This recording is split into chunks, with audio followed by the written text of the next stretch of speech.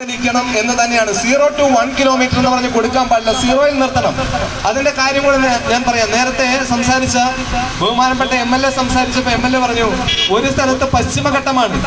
ഇനി നമ്മൾ മനസ്സിലാക്കാത്ത കേരളത്തിലെ ജനം മനസ്സിലാക്കുക, CRZ എന്ന് പറയുന്ന പുതിയ നിയമം വരാൻ വരിക, തീരദേശ പരിപാലന നിയമം. അത് അറബിക്കടലിന്റെ ഓരം ചേർന്ന് താമസിക്കുന്ന എല്ലാ മനുഷ്യരെയും ഒരേപോലെ ബാധിക്കുക. കേരളം എന്ന് പറയുന്ന ഒരു സാൻഡ്വിച്ച് ലാൻഡാണ്. ഒരു സ്ഥലത്ത് പശ്ചിമഘട്ടത്താൽ ഞെരിക്കപ്പെടുന്ന, ഒരു സ്ഥലത്ത് തീരദേശത്താൽ ഞെരിക്കപ്പെടുന്ന ഈ രാജ്യം എന്ന് പറയുന്ന ഒരു നേർരേഖ പോലെയാണ്. അവിടെ പശ്ചിമഘട്ട സംരക്ഷണത്തിന്റെ പേരിലും തീരദേശ പരിപാലനത്തിന്റെ പേരിലും ഭൂമി എടുത്തു കഴിഞ്ഞാൽ പിന്നെ കേരളത്തിലെ 3.5 കോടി മനുഷ്യന് ജീവിക്കാൻ ഭൂമി ഇല്ല എന്നുള്ളത് സത്യമാണ്.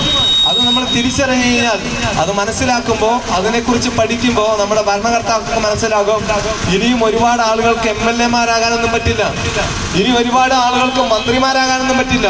കാരണം നമ്മളൊക്കെ പുതിയ ഏതെങ്കിലും ഭൂമിക കണ്ടെത്തി അവിടേക്ക് പലായനം ചെയ്യേണ്ടതാണ്. അപ്പൊ അതുകൊണ്ട് നമ്മുടെ കേരളത്തിലെ നിയമസഭാ സീറ്റുകളുടെ കാര്യങ്ങളൊക്കെ ചുരുങ്ങും, പരിങ്ങലിലാകുമെന്ന് പറയുകയാണ്. കാരണം അപ്രഖ്യാപിത കുടിയിറക്കാണ് നടക്കാനായിട്ട് പോവുക. നമ്മുടെ അടുത്ത് കിടക്കുന്ന കർണാടക സ്റ്റേറ്റിൽ ആളോഹരി കൃഷിഭൂമി, ശരാശരി കൃഷിഭൂമി എന്ന് പറയുന്നത് 45 സെന്റാണ്. നമ്മുടെ തൊട്ടടുത്തുള്ള തമിഴ്നാട്ടിലെ ശരാശരി കൃഷിഭൂമി എന്ന് പറയുന്നത് 29 സെന്റാണ്. എന്നാൽ 3.5 കോടി ജനങ്ങൾ അധിവസിക്കുന്ന ഈ കേരളത്തിന്റെ ശരാശരി കൃഷിഭൂമി എന്ന് പറയുന്നത് 13 സെന്റിൽ താഴെയാണ്. 13 സെന്റിൽ താഴെ കൃഷിഭൂമിയുള്ള കേരളത്തിലാണ് ഈ കഴിഞ്ഞ ദിവസം നാം മുന്നോട്ട് എന്ന് പറയുന്ന പ്രഖ്യാപനത്തിന്റെ ഭാഗമായി വനം വകുപ്പ് കൊടുത്ത ഒരു പരസ്യം കണ്ടിട്ടുണ്ടാവും. നിങ്ങൾ പത്രത്തിൽ മനോരമ റിപ്പോർട്ട് ചെയ്തതാണ്.